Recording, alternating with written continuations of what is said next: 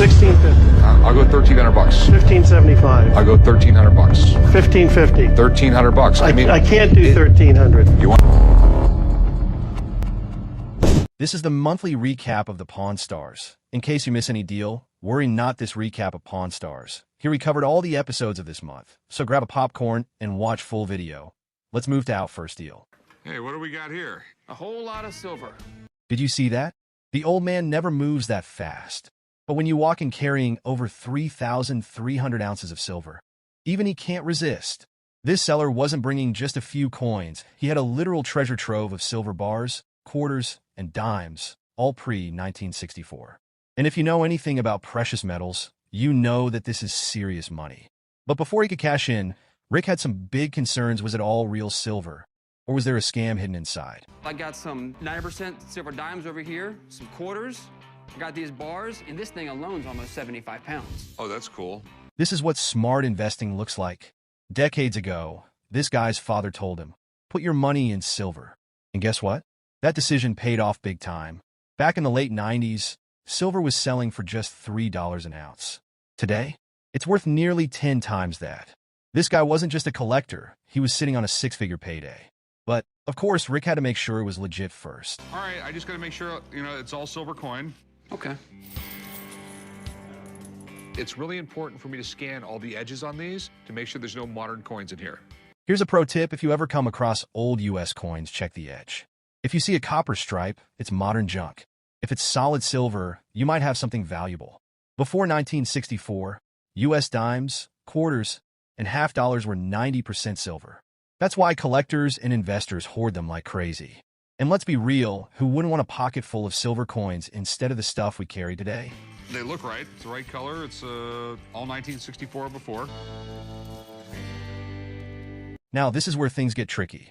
See, when you're dealing with huge silver bars, there's always a risk of fraud. Some scammers fill the center with steel or lead, coat the outside with real silver, and try to pass it off as 100% pure. That's why Rick wasn't just going to take the seller's word for it. He had to put these bars to the test. So you're saying this might not be pure silver? Can we test this thing? Yeah, drill a few holes in it, take the shavings out, melt them down, make sure it's all silver. All right, science time. To check if the bars were legit, they drilled deep inside. If the core was anything but silver, the deal was off. Next, they melted the shavings into a small button and dropped nitric acid on it. If it turned creamy white, it was real. If it turned green or blue, we had a problem. Boom! It was 100% pure silver. The seller had done his homework. His stash was the real deal. We got a total of $110,901. Well, let's make a deal. After some back and forth, Rick made his final offer, $111,000. Take it or leave it. This was the make or break moment. The seller bought this silver years ago for way less, so even at this price, he was making a massive profit. So what's your best price you can give me today? I'll go 111,000 even. I'll go up 99 bucks. Now came the moment of truth. The total value? $110,901. This was life-changing money, but the seller wasn't ready to accept just yet. He wanted more. Cut to seller asking for $115,000. He pushed for $115,000, but Rick wasn't having it. He knew that if silver prices dropped, he could be stuck with a bad deal. Would he stick to his guns or crack under pressure? 111 sounds good to me. All right, it's deal, 111. And just like that, he turned a smart investment into serious cash. But here's the question: did he make the right choice? Should he have held out for more? Or was cashing out now the best move? Drop your thoughts in the comments. That was a good deal for Rick and the owner. He didn't expect that he will get that much money for the item. Let's move forward to this episode. A man brings rarest Buddha to pawn shop. I have this Buddha that I'm trying to sell. I thought Buddha was fat. Anyone who becomes enlightened is a Buddha. Rick looks happy after seeing the Buddha, so he shares some additional information about the item. Let's see Rick's opinion on this. So there's been hundreds, if not thousands, of Buddhas. I'll tell you what, I'm definitely intrigued. Do you know much about it? No, After some discussion, Rick asks owner about its past history and how he gets this item. I think he got it from a garage sale. You got a bunch of little spots where the gilding came off, and you have, Owner tells that he got this Buddha in garage sale. So Rick asks owner how much he wants for it. assuming it's brass underneath. How much do you want for this? $10,000. I saw it online. It was a similar item going for that price. Owner wants at least $10,000 for this Buddha, but Rick is not 100% sure about its authenticity. So Rick decides to call an expert for better advice. Have 1, 2, 3, 4, 5, 8, 9, 10. That is perfect to the mythology. Expert counts the total number of heads and confirms that this Buddha is perfect to mythology, which increases its worth in auction market. This Avalokiteshvar has so much compassion for humanity. He's listening in all the 10 worlds. Expert says that according to Buddhism, all human beings are born over and over in a beginningless cycle. This is one of the amazing truths about the Buddhism. Well, we know it's a real Buddha. I mean, how old is it? What's it worth? Rick knows that this item is real, so he asks Expert to establish how old it is and its current worth in today's market. Looking at this, the condition it's in, I'm going to pitch the age about 1750. Expert thinks that this item is from 1750. We all know that old items' worth could be priceless. Let's see what Expert estimates its worth. I have seen these on the auction block going from 10 to 15,000 bucks. Expert estimates it's worth around 10 to 15 bucks. Owner looks very happy after hearing the price. It's so old and it's in such good condition. What's your best price on it? 10,000. I'm thinking closer to 6. Owner wants at least $10,000 for it, but Rick offers him only $6,000.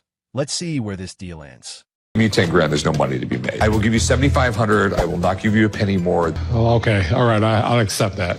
Rick offers him $7,500 for it. Then owner accept Rick offer and deal was made. Let's move to next deal. In this episode, a customer walks into the pawn shop trying to sell a Porsche 911 Carrera engine. Pretty truck, man. Looks like a bunch of junk in the trunk. It's a 2000 Porsche Carrera 911 engine. Rick loves supercars, so he talks in detail about the engine of the Porsche 911 Carrera. This motor right here, it's a 6-cylinder, water-cooled. They're much better balanced. You can put a much lower profile on the motor. Rick talks about some past history and specifications of Porsche cars. Porsche was started by a guy named Ferdinand Porsche. His first big success, a Volkswagen Beetle. Where did you get it? I get it from my junkyard. Rick starts by asking the owner a few questions about the engine, like what its specifications are and whether it's running smoothly at the moment. I bought the engine because I want to build a Baja. Was it right by the ocean? Yeah. Because it looks like it's got a lot of water damage. After taking a closer look at the car, Rick spotted what looked like water damage on the engine. He brought it up to the owner, who quickly explained that the damage was only on the outside and hadn't affected the inside of the engine. Rick nodded, then got straight to the point and asked, "How much are you looking to get for it?" How much you want for it? 4,500. It looks like water damage.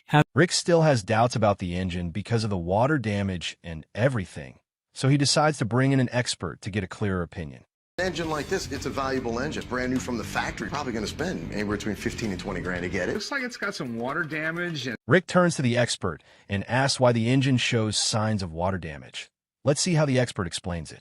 You know, there's a lot of compartments that should have been closed up and they're all open. There's ways to get inside this engine. What's going on the surface is going to be going on to an extent inside. The expert explains how the water damage happened, but the owner doesn't look too thrilled with what he's hearing.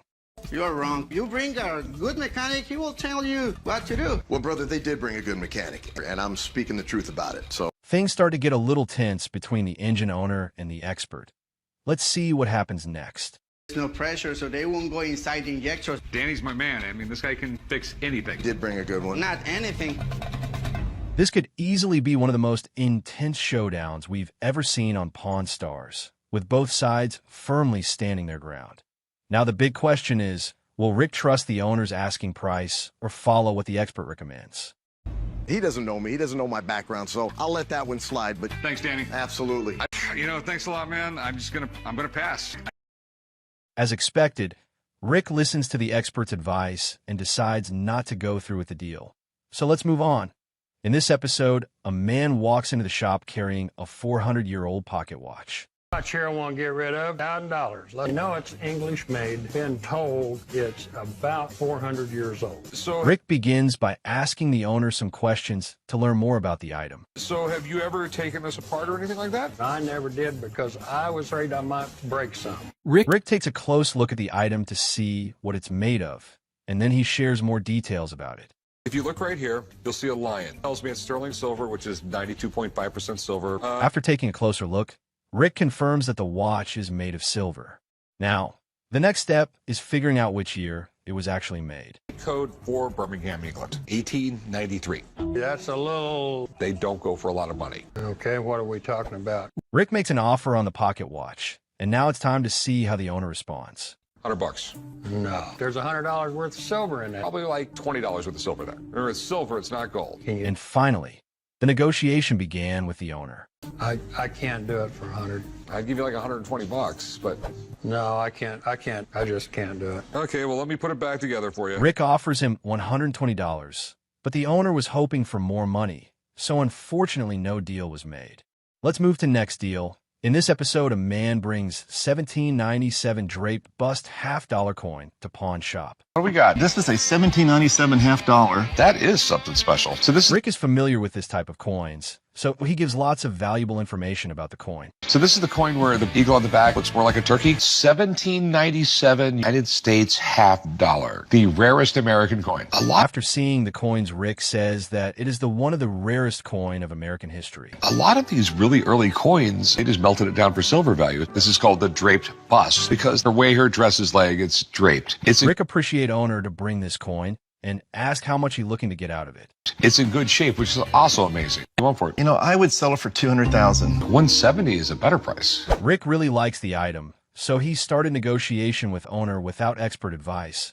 Let's see what happened next. Could you do 185? You know what? I'd rather make 5,000 instead of making nothing. 185, we got a deal? Sure, I'll sell it. And finally, the deal ends on $185,000. Rick and owner both looks happy after that deal. In this episode, a man brings Meteorite to pawn shop. Let's see what happened next. I have a meteorite. It's been in the family for a while, a gift from the gods. I'm hoping he's going to see the true value of this. Rick really likes the meteorite and asks a few valuable questions to the owner. This is very cool. Meteorites are really, really neat. You can really nerd out on them. If they weren't there, we probably wouldn't exist because we'd be hit by meteorites all the time. Rick asks owner how much he's looking to get out of it. Did you have an idea what you wanted for it? $24,000. Okay. As expected, Rick calls an expert to get better advice about the meteorites. Oh, this is a piece of iron that's coming into the earth at up to 100,000 miles an hour. It melts and it forms all these wonderful little depressions. The expert shares a lot of useful information about meteorites, and then he uses a machine to examine it. I guess this comes from Argentina. This guy is from 89% iron, 10% nickel. The expert first checks the meteorite's purity.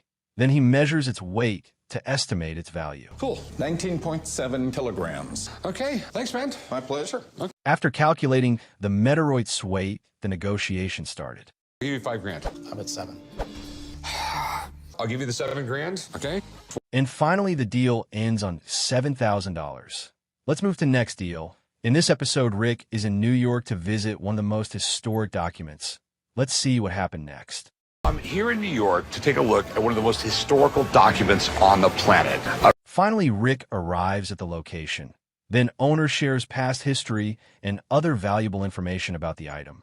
This is an extremely rare July 1776 printing of the Declaration of Independence. Owner tells Rick that this stuff is ancient, and it's from July 1776, which increases its worth.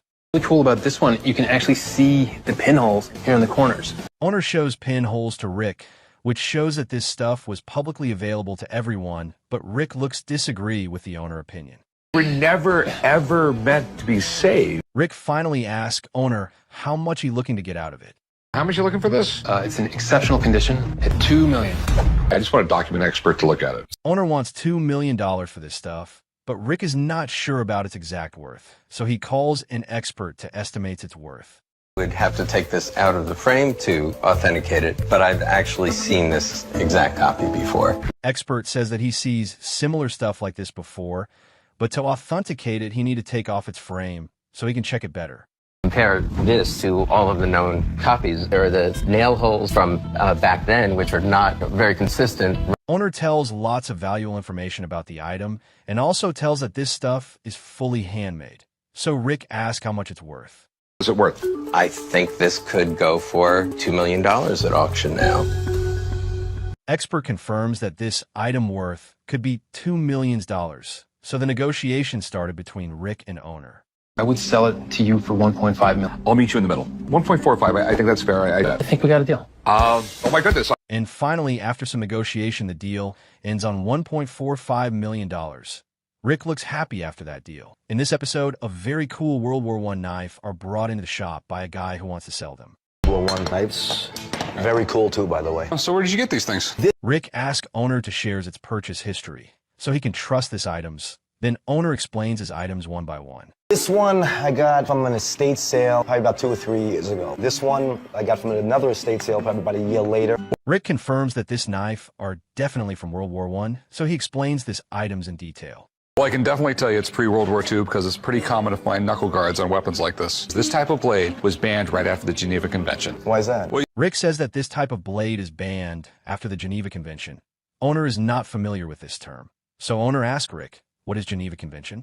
Then Rick tells more information about the item. Geneva Convention that you had to have a standard blade, so when they cut you with it, they could just stitch you up. The problem with this one says USA right here. Never heard of the U.S. government issuing a blade like this. Rick saw a USA logo on it, but Rick knows that USA government never made this type of stuff. Let's see what happened next. This one looks completely authentic. The problem is, I've never heard of the maker Lion. So how do you authenticate these things? Rick checked the second stuff and found this item 100% authentic, but he found a name Lion on it. And Rick knows that Lion is not a known knife maker, so he decides to call an expert to check this stuff. Friend, he's an expert in military knives. He'll take a look at them. He'll tell us what they're worth. Maybe we can make a deal. After Rick called Dean, who is an expert of edged bladed weapons, comes in and checks the items and shares lots of valuable information about this knife. This one is called a Mark I trench knife. And 1918 is when they were first manufactured by a French manufacturer. And expert confirms that Lion is a French manufacturer who made this stuff, and it's 100% authentic. Now let's check the second stuff. this particular knife, if it is original, should have a triangular blade. It does. Now, this particular knife is manufactured by the American Cutlery Company. And expert checks its originality by checking this triangular blade. An expert says that this knife is manufactured by Chicago-based American Cutlery Company, which was started in 1865.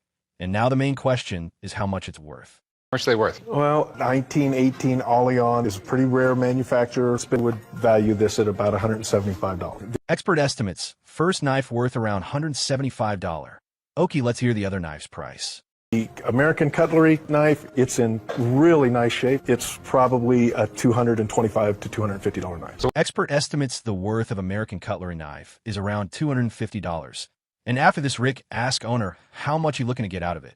Let's see what happened next. What do you want for them? I'd like to see $350. Dean said these were worth $475. Basically, what I can do is $250. We go $350. Owner starts the negotiation with the $350, but Rick offers him only $250.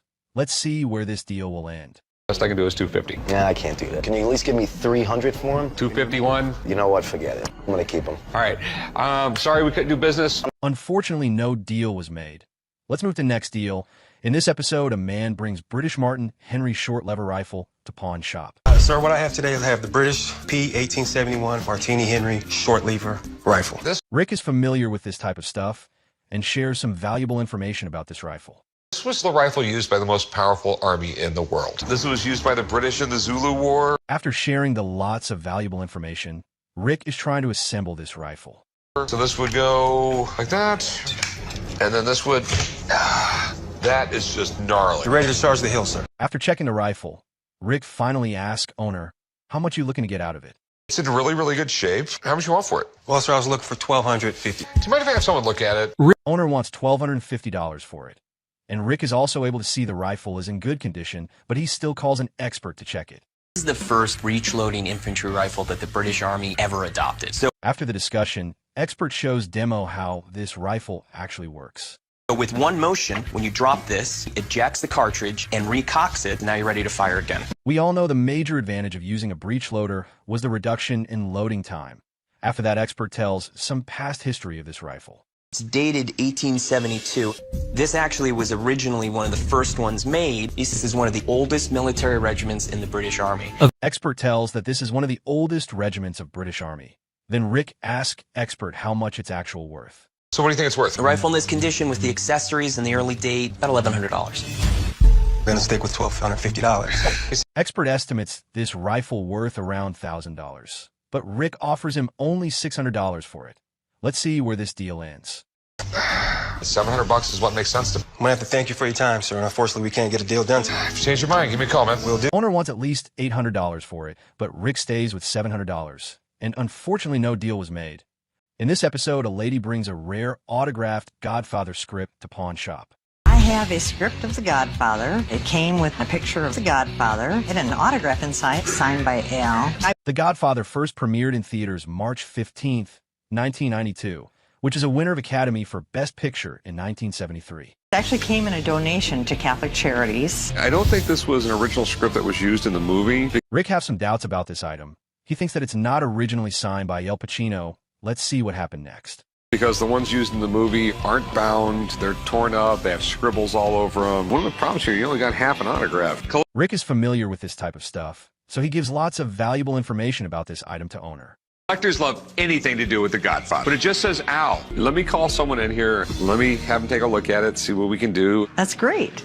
Rick is still not sure about this Godfather autograph script, so he decides to call an expert John, who is one of the best handwriting experts, to authenticate this item. Let's see what happened next. It could be from the 70s, but this is nothing that I think was used in the production of the movie. My big concern is that signed by Al Pacino? Expert giving some valuable information about this item, but Rick's big concern is this item is signed by Al Pacino. Let's see what owner replies to him. Most of the time, Pacino only signed with Al. Didn't sign his last name unless it was a contract. What I'm looking at here is signs of forgery. Expert takes a closer look of this item, and he tries to find something unique stuff in it, so he can decide this item is real or fake. Have that little extra loop and the way it connects to the L consistent with his known signature. So I would say this is Al Pacino's signature. After checking the stuff carefully, the expert says that this item is 100% legit. Let's see how much worth expert estimates for this item. I'd say, a high retail would be a couple $1,000. $500. 100, not 1,000, huh? Rick offers lady $500 for it, but lady wants at least $1,000 for it. Let's see, will this deal happen or pass? $500, I think it's a fair price. I'm going to have to hang on to it for a little while. After hearing the Rick offers, lady decides to hang on with this item for a little more time and wait for proper time to sell it. Rick looks sad after hearing that. $100 is the best you can do. You can't shoot any higher than that. The best offer I can do, it really is. Okay, thanks for your time. All right, well, thanks for bringing it in. Thank you. Partially based on John's suggestion that this item will probably get $1,000 in auction, lady simply leaves the pawn shop and no deal is made. Let's move to the next deal. In this episode, a man brings a book named Theatrum Chemicum Britannicum to pawn shop. I have a 1652 copy of Elias Ashmole's Theatrum Chemicum Britannicum. Owner tells some past history of the book, and this book possesses a very unique name, which looks interesting to everyone.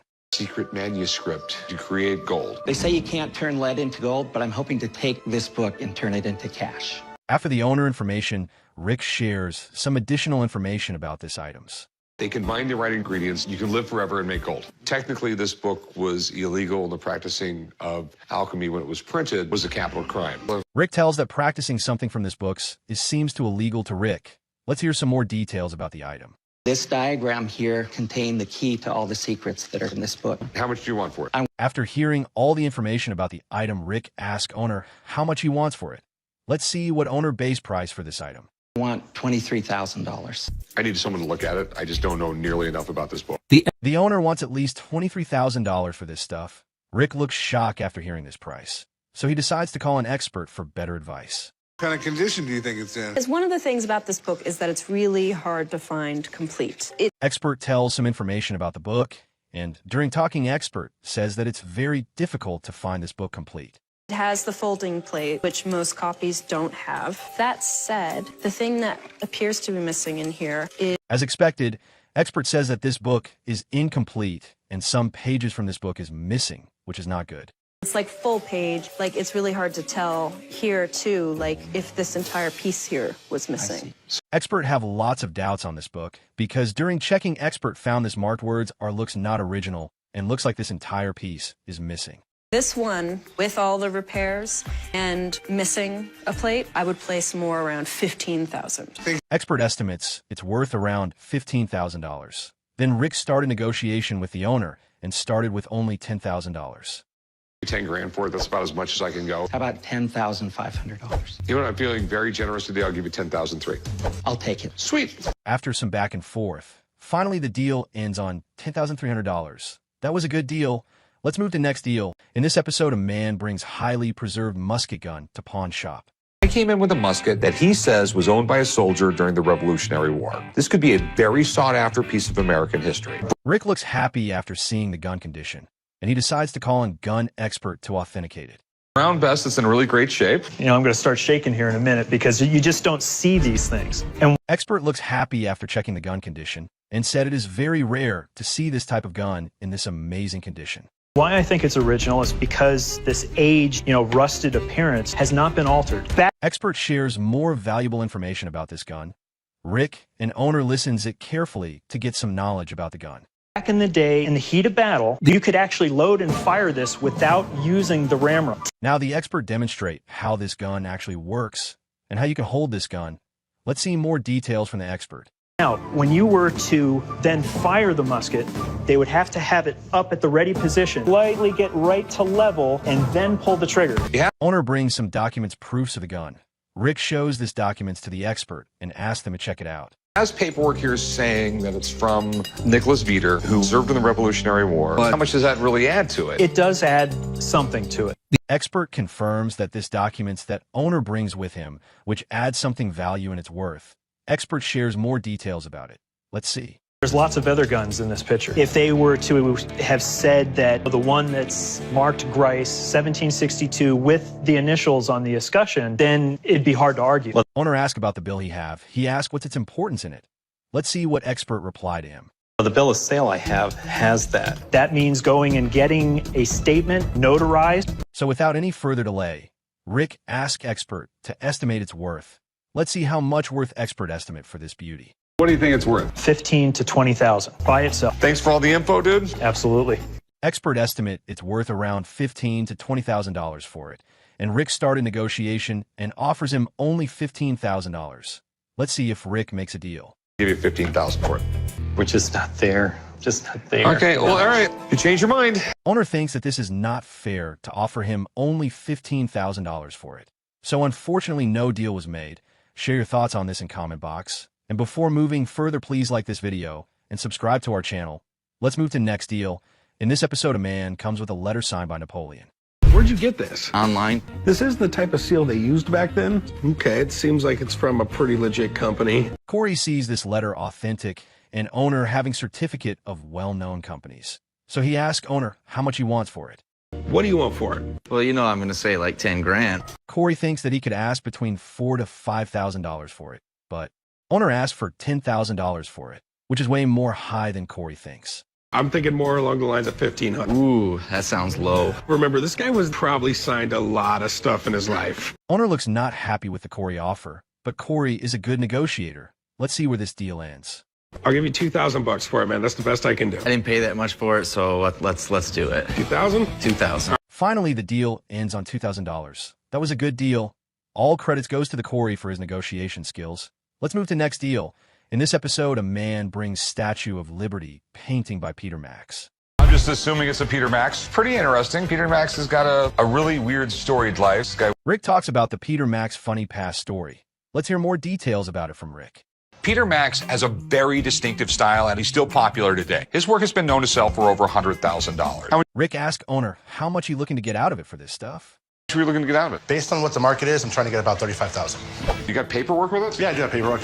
Let me have someone look at it. The owner wants $35,000 for it. After hearing the owner's offers, Rick decides to call an expert for better advice. What I'd like to do is just take a closer look. I just want to see maybe if it's a printed base, embellished, or if it's a completely one-of-a-kind work.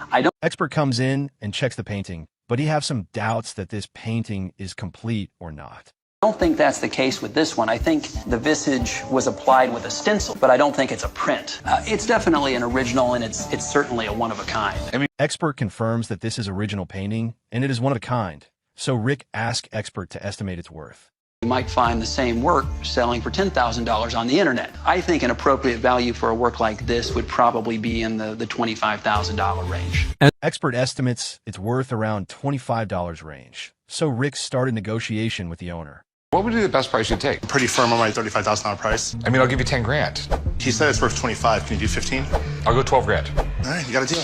And finally, the deal ends on 12 grand. Owner and Rick look happy after that deal. One is the half Disney, the other is the Libertas. Rick and owner discusses about its past history and the rarity of the coin.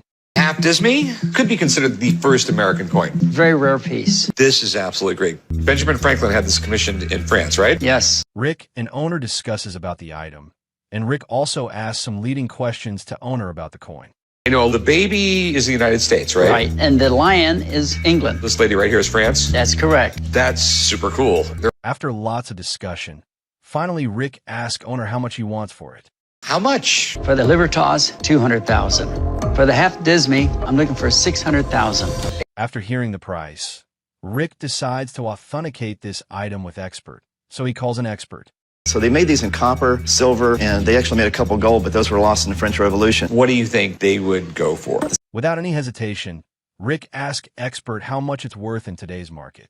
1792 half Disney. The right buyer would probably bring $500,000 to $600,000. The Libertas Americana, $200,000 would be about right. Well, thanks, man. Expert estimates both of the item worth. Let's see what happened next. Half Disney, if I was to buy it and then I couldn't sell it, put a financial burden on me. So I'm going to pass on this one. Rick passed half Disney coin because he thinks that after purchasing it could make financial burden on him. This one, $140,000. You have to make some money. I understand this. I can see, how about $180,000? Rick offers owner $140,000, but owner wants more. Let's see where the negotiation ends. Give you $150,000. You couldn't do $160,000. I will go $150,000. It's a deal. Finally, the deal ends on $150,000. Rick looks happy after that deal. Let's move to next deal. In this episode, a man brings King Morgan dollar coins to pawn shop. I have the king of kings of Morgan dollars. This is one of 880 originally minted proof coins. Rick and owner discuss about this rare antique coin. Owner shares some past history and lots of valuable information about the item. I can't stress enough how rare this is. It is so rare that virtually no one has it in their Morgan dollar collection. Rick asks owner how much he's looking to get out of it. What were you looking to get out of it? $100,000. Owner wants $100,000 for it, but Rick decides to call an expert so he can give better advice.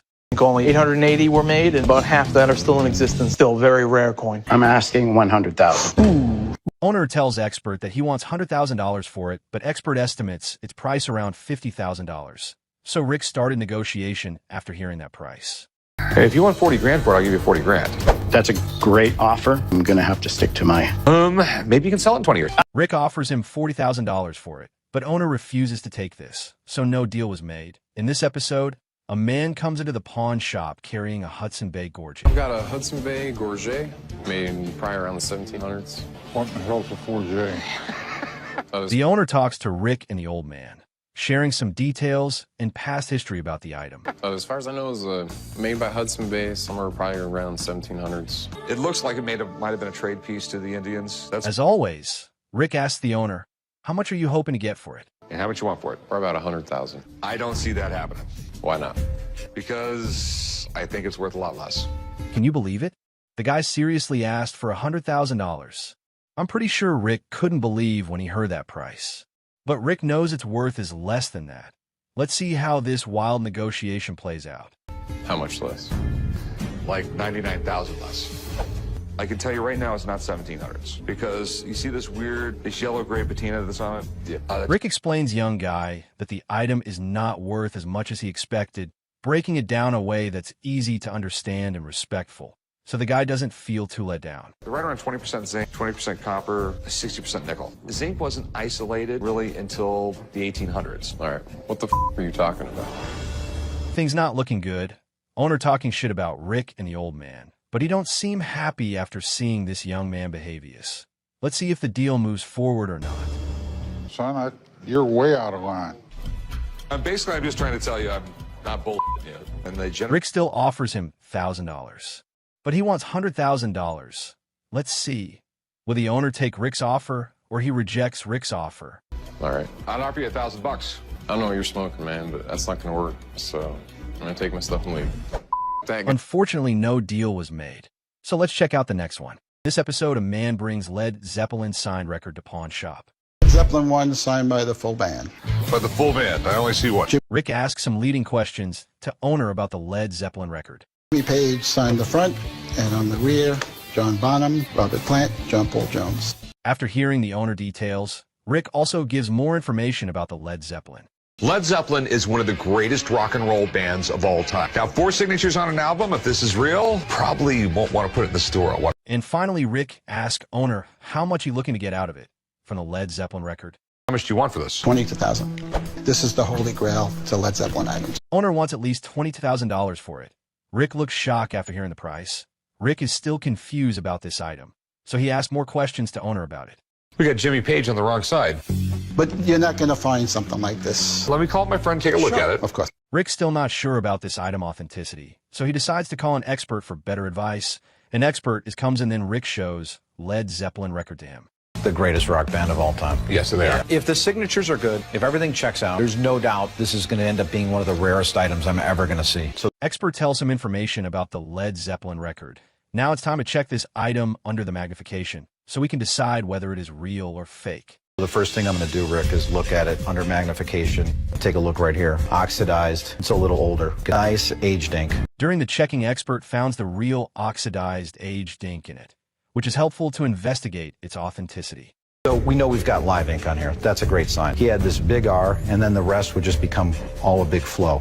Expert talks about the live ink and tells that how important it is to investigate its authenticity. Then he sees John Paul Jones' signature in it, so he shares details about him. John Paul Jones, probably the nicest signature in the band. The last one I want to take a look at, the Jimmy Page. Expert checks all the signature present on this records. Then Rick asks Expert, is this his real item or not? Let's see what Expert replies to him. It's just all over the board, but I love this flow and spontaneity. Okay, so it's all legit. Absolutely no doubt this is the real deal. After knowing this Led Zeppelin record is real, then Rick asks Expert to estimate its worth. What do you think it's worth? Right at about $10,000 to $12,000. Okay. Expert tells it's worth around $10,000 to $12,000. Then the owner gets angry on Expert after he give a lowball appraisals. And he said this to Rick. Way off. The reason why Jimmy didn't follow suit with the other three is because this was his baby, this album. Absolutely. Exactly. I'm not actually discounting any of that stuff. Owner fights with the Expert and tells that why it's worth is more, but Expert stays with his opinion and said, I'm not an average person. You are talking with the expert of this item.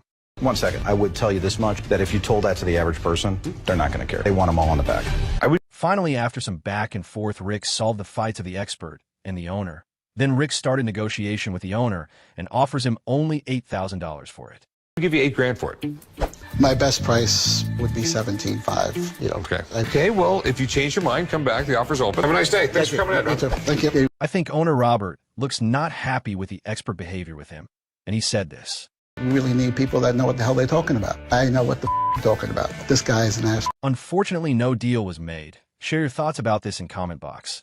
Let's move to next deal. In this episode, a man brings a unique car to back of the pawn shop, and Rick goes out to check. You gotta be kidding me. Shelby GT 350. Gone in 60 seconds, the movie. Rick looks surprised after looking this 1967 Shelby GT 350. This car is absolute beauty.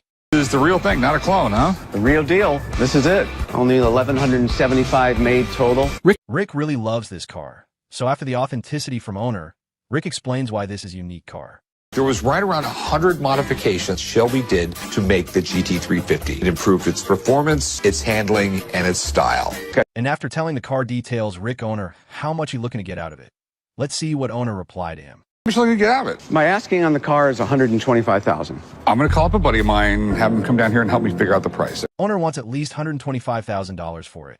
But after hearing this price, Rick decides to call an expert to get some better advice. You could drive a Porsche for the price of this car back then.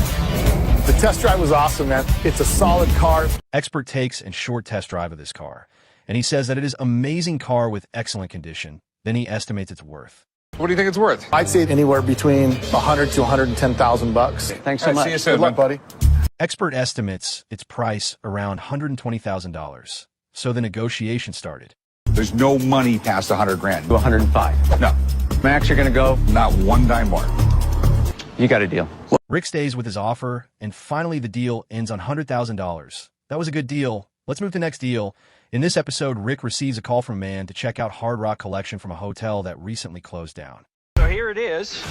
Whoa, that's absolutely amazing. Rick shares lots of valuable information about the item to the owner because Rick is familiar to this type of stuff. Hard Rock Hotel here in Vegas was probably considered like the coolest, hippest hotel maybe in the world. Rick, after sharing information about the stuff, Rick takes an closer look of the item. Deborah Harry. Absolutely. Blondie. I'm assuming this is Kiss of Japan? Yes. Is that Michael Jackson? During the checking, Rick saw a jumping boy painting.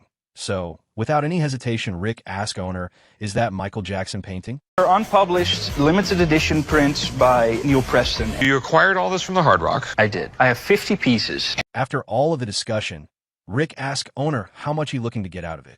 And how much do you want? I want $150,000 for them. I want to call somebody down to take a look at these. Owner wants $150,000. So after hearing the price, Rick decides to call an expert to get some better advice. I personally signed it and wrote his name and where it was shot and everything. It's the real deal. Everything is completely legit and check all the boxes. Expert confirms that everything is completely legit. Let's see what happened next. He wants $150,000 for 50 pieces. What do you think? And as expected, Rick asked expert how much it's actual worth in current market. These by themselves, if they're in good condition, these could easily be $40,000. Expert estimates it's worth around $40,000, but the rarest platinum print price is on the way. Let's see its price. So this is a platinum print. It is the rarest print. It's the most complicated to make. 6,000 to 8,000, not a problem. So Rick is how much its retail value when he purchased all of his 50 pieces. all of this together, retail, $200,000. And finally, the negotiation started, and Rick offers him $95,000. But owner wants at least $130,000. Let's see what happened next. Let's come up to 130. The most of the stuff I got to reframe. 95? How about 100? Well, I guess I'm going to pay you $100,000 then. Thank you so much. And finally, the deal ends on $100,000. That was a good deal. Let's move to last deal. In this episode, Rick and Chum goes to check out O.J. Simpson Gateway Bronco. O.J. Bronco! I've never seen anything quite like this. Rick shares some valuable information about this Bronco. Sort of weird because O.J. and his friend, what was his name? AC. They both had identical Bronco. But Rick asked, where did you get this thing from? Let's see what the owner replies to this. How did you get this thing? At the time of the Bronco chase, I was O.J.'s agent. And before moving further in this deal, Rick decides to take a test drive of this car. Amazing. It was very surreal. Dumb. I'm definitely intrigued. The problem is, putting a value on this thing is almost impossible. Rick really likes the car, so he asks owner how much he's looking to get out of it. How much you want for this? $1.3 million. It's a one of a kind. Yeah. Seriously? Owner literally asked for $1.3 million for this stuff. Rick also looks shocked after hearing the price. Let's see will this deal happens or not. You might get that or even more at auction. I'm going to pass on it. Okay. As expected, Rick also passed this deal, so no deal was made. I hope you like this high-value appraisals of pawn shop. In this episode, a man brings a unique shield from movie named Cleopatra to pawn shop. Roman shield movie prop from the movie Cleopatra. I didn't think it was the Romans actually used that. Cleopatra was the first of 11 theatrical films that started by the Elizabeth Taylor and Richard Burton. This film took 2.5 years of time to complete it, and the filmmaking mainly done in England, Italy, Egypt, and Spain. Let's hear some more information about it from the owner. As a kid, I used to visit the studios. I was there for the guns and swords. It's in pretty good condition, but it is 40 years old. I'm hoping I'll get $500. Rick knows some past history of the Cleopatra, so he shares more details about it. I don't know what happened at that studio, but they started off with a $2 million budget, and by the time they were done, it was 44. Rick also told that they promised actors ridiculous amount of money, and they paid them by week. Owner looks shocked after hearing this. Movie props are huge collectibles, and Cleopatra was one of the biggest films of all time. Rick requests owner to tell some past history of the item. Let's see what owner tells to Rick. So where did you get this thing? It was made by my dad. He was a prop master at Fox Studios. And, of course, it includes a little picture of the movie. Owner shows Rick's certificate of authenticity, but on certificate, Rick sees something. Then he asks owner, is that shield or something else? Okay. And there we have a similar shield on the wall. No, that is the shield. Okay. Owner confirms that it is 100% shield. Then Rick looks interested to buy it. So Rick asks owner how much he wants for it. Let's see what owner replied to it. So I'm assuming you want to sell it? Right. And how much are you looking for? $500. Owner wants at least $500 for it. But now the main question is, will Rick give him $500 for it or not? Let's see. Normally movie props that don't have a lot of significance for the movie, don't go for a lot of money. Can I give you $300 for it? As expected, Rick offers him only $300 for it.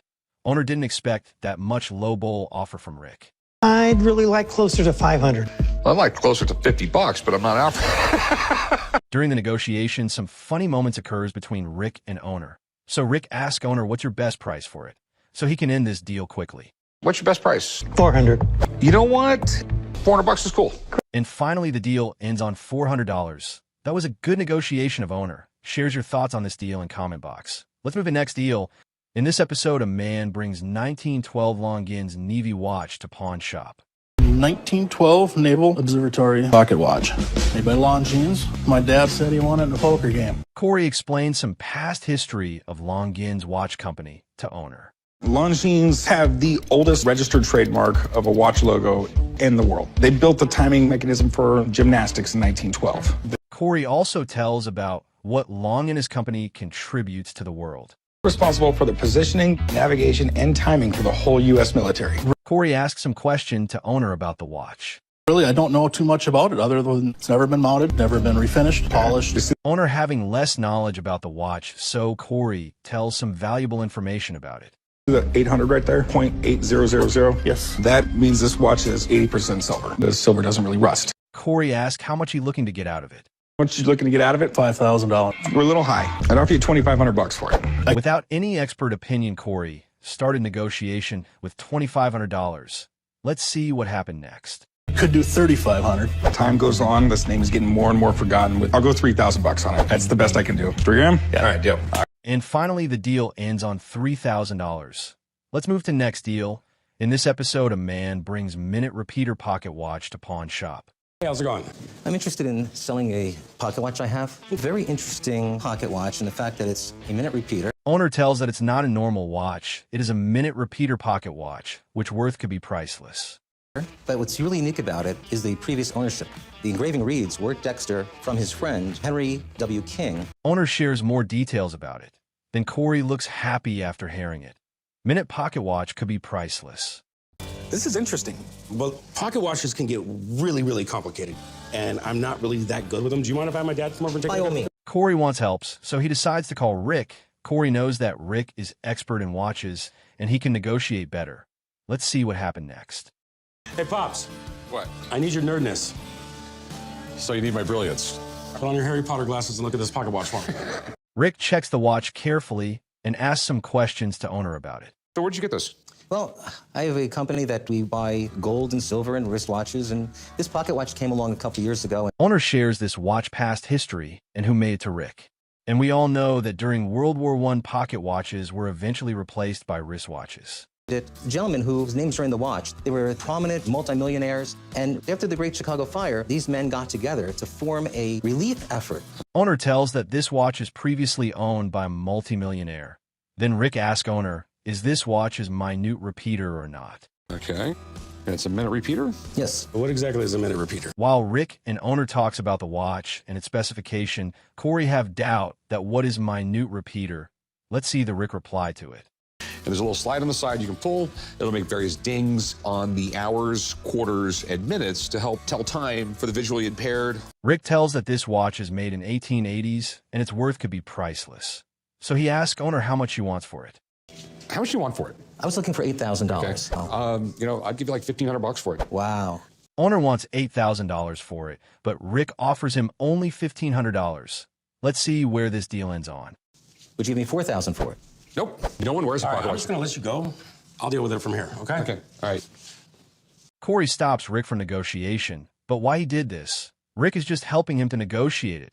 See Owner face, he looks shocked after Rick left the deal. I know you also feel bad for Rick. Comment your thoughts on this. I'll tell you what, he said you paid $1,500. I'll go to 2. Can you go 23? Nope, I can go $2,000. And Corey started the negotiation with $2,000. Let's see what happened next. And I'm being nice at that point. I think I'm just gonna keep it in my collection.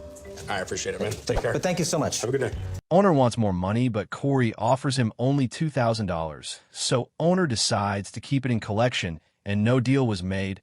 Let's move to next deal. This episode, Rick goes to downtown to check out 1652 New England shilling coin. 1652 New England shilling, literally the first coin ever minted in the colony. And that is it. Rick came prepared, explains the coin, and shows his concerns about the coin. These were the first coins struck in the colonies. They were really, really proud of it. You never see old coins complete like this. Rick asked more leading questions to owner about the coin. Let's see what owner replied to Rick. Next thing you know, they have 2 shillings worth of silver. What's the 12 for? I would say 12 pence. As usual, Rick is interested to know its worth. So he asks owner how much he wants for it. Here's the big question. What do you want for this thing? Well, I've seen it at auction anywhere between $250,000 upwards of $400,000. Owner tells that its worth is around $400,000. So without any expert advice, the negotiation started with $300,000. So how about $300,000? What about 2 1/4? $250,000? At $250,000, I still make some money. So we got a deal. Right. That was a quick negotiation. What do you think? Is this worth to buy a coin in $250,000 without any expert advice? Share your thoughts in comment box. Let's move to next deal. In this episode, Rick receives a call from his friend who repairs helicopter. He says that his customer wants to sell a helicopter. Let's see what happened next. This is it, huh? No, actually, this is it. It's all there. Yeah, I know you said it was in a crash, but it looks like a pile of junk to me. Rick loves helicopters, so he looks curious about it. Then he asks few questions to owner about it. Why in the world did you buy this in the first place? I wanted a challenge. I thought it would be fun to be able to buy it and rebuild it myself. Owner tells Rick that he wants to rebuild this thing, but he did not have that much money. So he asked Rick to help him out. Didn't work out? I don't have the finances to rebuild it. I just don't think I can do anything with this. This is much worse than anything Larry told me about. Finally, Expert comes in to check out this stuff. Expert shares lots of valuable information about the items. What kind of helicopter is this? The model number is a Schweitzer 300C. Now, this aircraft was originally designed for the military. And Expert confirms that this helicopter is originally designed by military. Then Rick asks how much time it will take to rebuild it. Let's see what Expert replies to him. Designed to crash and be able to be fixed in the field. This whole front cab, I can typically rebuild within about 2 to 3 weeks. The expert said this helicopter could be fixed. Then Rick asked how much it will cost to rebuild it. Then Expert give Rick an idea about the cost to repair it. So how much would it be just to rebuild the whole thing? Estimate would be $100,000. The retail value of this is about $150,000. After the expert advice, Rick started negotiation with the owner. Let's see where this deal ends. $1,000, so that's what I'm looking to get out of it. I mean, I can't really afford to take anything less than 10. All right, $10,000, it's a deal, man. Thank you. And finally, the deal ends on $10,000. That was a good deal for Rick. And now it's time to check the beauty after restoration. This thing looks amazing. It's like a real helicopter. A month ago, this thing was a scrap heap. Experts tells Rick that what types of customization he do to this helicopter, and he invested almost $110,000 to rebuild it. Basically, everything on there had to be rebuilt. So I think I've made the $100,000 mark you were looking for. After hearing the investment, Rick asked Expert how much it's current worth. So how much do you think I can sell it for now? It'll probably sell for about $160,000 to $175,000. Rick wants to see that is this helicopter in working or not, so he takes a trial. Helicopter is in excellent condition, and that was a good investment for Rick. Share your thoughts in comment box. Let's move to the next deal. In this episode, a customer walks in with a charcoal drawing and wants to sell it. This is a charcoal drawing by Edward Hopper. Okay. You're looking kind of suspicious. Owner tells that this is a Edward Hopper charcoal painting, but Rick looks suspicious about this item. Walks into my store and says they have an Edward Hopper. It's more or less the equivalent of saying, well, I got myself a Renoir. Without any hesitation, Rick asks owner how much he's looking to get out of it. Let's see what owner replied to him.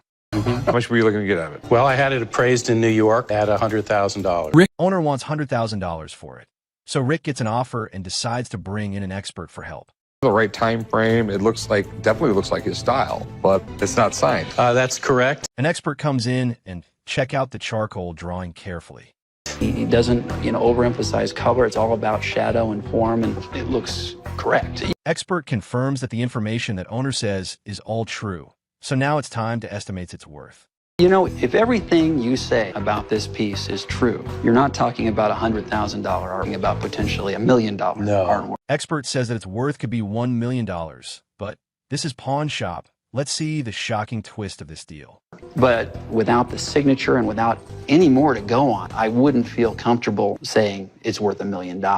Expert says that without any signature of authenticity, its worth is zero, because anyone can make replica of it. I think it looks pretty good. It's a gamble. I'm not going to make an offer if I can't. I have to resell it. And when I resell it, it's my reputation on the line. Rick stays with the expert advice, and unfortunately no deal was made. Let's move to next deal. In this episode, an old man brings limited edition alien book to pawn shop. Let's see what happened next. I have an H.R. Giger limited edition book that also has a lithograph signed and numbered. Owner tells that H.R. Giger it is a limited edition book. Then Corey tells more detailed information about the book. His first works were ink drawings and oil paintings, and then he discovered airbrush, which is what he's really known for. After some discussion with owner, Corey asks owner how much he's looking to get out of it. And how much are you looking to get? I'd like to see 600. The signature is what makes it really unique. I'd like to have a buddy of mine come down and check it out. Owner wants $600 for it, and Corey is not sure about its exact value.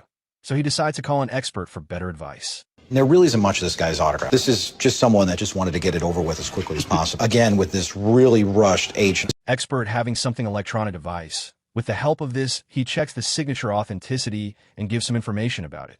First name, really choppy, up and down. There's absolutely no question in my mind. Real signature here, Corey. What you think it might be worth? Expert confirms that it is absolutely real signature, which increases its price. Then Corey asks expert how much it's worth.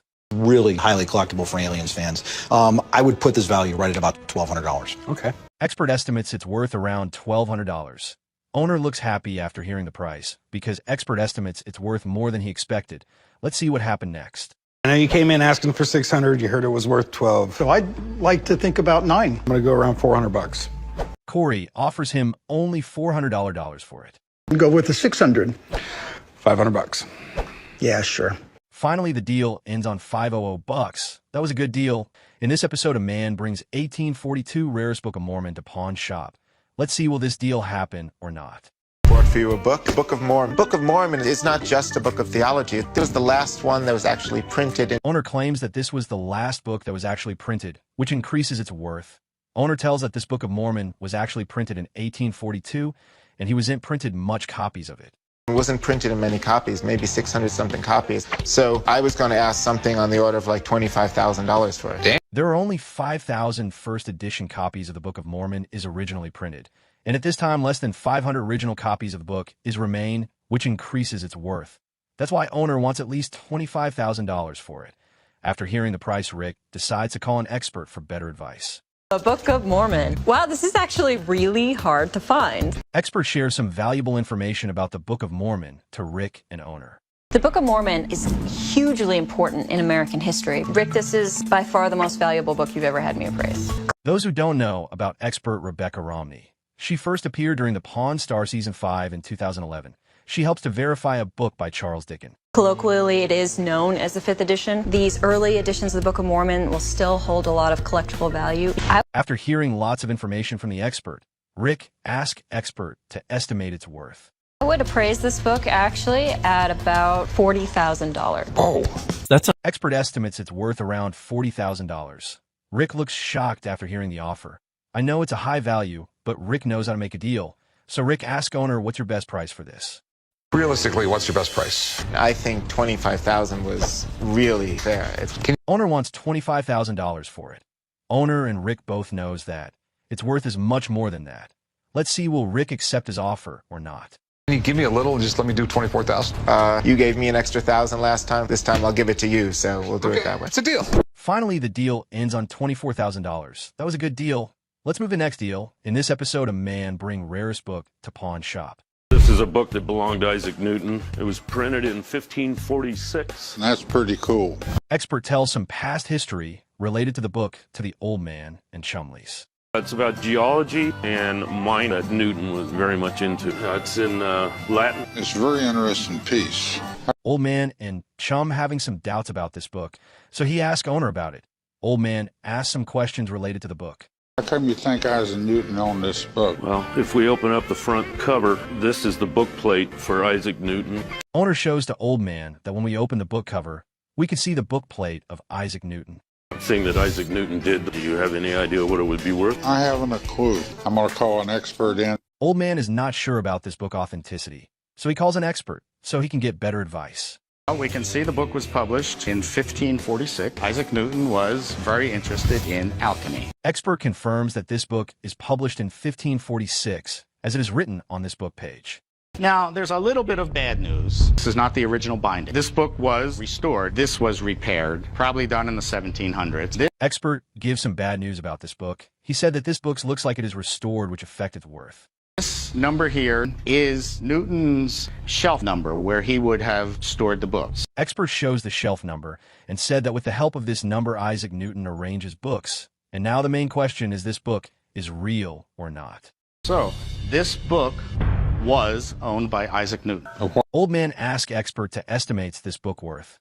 Let's see how much worth Expert tells for this item. What kind of value do we have on this thing? It has a value of $20,000. Your father had very good taste. Expert estimates it's worth around $20,000 for it. Then the negotiations started with the owner. What are you trying to get out of it, son? About 15. Ain't no way. If you could live with 5,000, that's what I'll pay. That's too low. You can't do 10. Owner wants $15,000 for it, but old man offers him only $5,000. Let's see, will this deal happen or not? Could you do 7? 6. I can't take less than 7. Sounds like a plan. Thank you, sir. Come on. And finally, the deal ends on $7,000. That was a good deal. Let's move to the last deal. In this episode, a man brings Kay Haring rarest artwork to pawn shop. Keith Haring artwork. Where the hell did you get these? I got them from a friend who got them from Keith Haring's Lover's Lover. Rick really likes this artwork and shares more details about it. He shares its past history and also said that in the 1980s, Haring left the graffiti scene and began working with corporations. If they're real, it's mega cool. Keith Haring, he started off as a graffiti artist, and he sold posters and other things. Rick looks interested to buy this artwork, so he asked owner how much he's looking to get out of it. Do you want to sell them? I want to sell them. And how much do you want for them? $75,000. Rick decides to bring in an expert after hearing the price. So expert comes in and checks the artwork. It's definitely not a print, and it looks pretty good. I don't think they're forgeries. I think they're legitimate Haring original. After careful checking, expert says that it's not a portrait, it is an original artwork.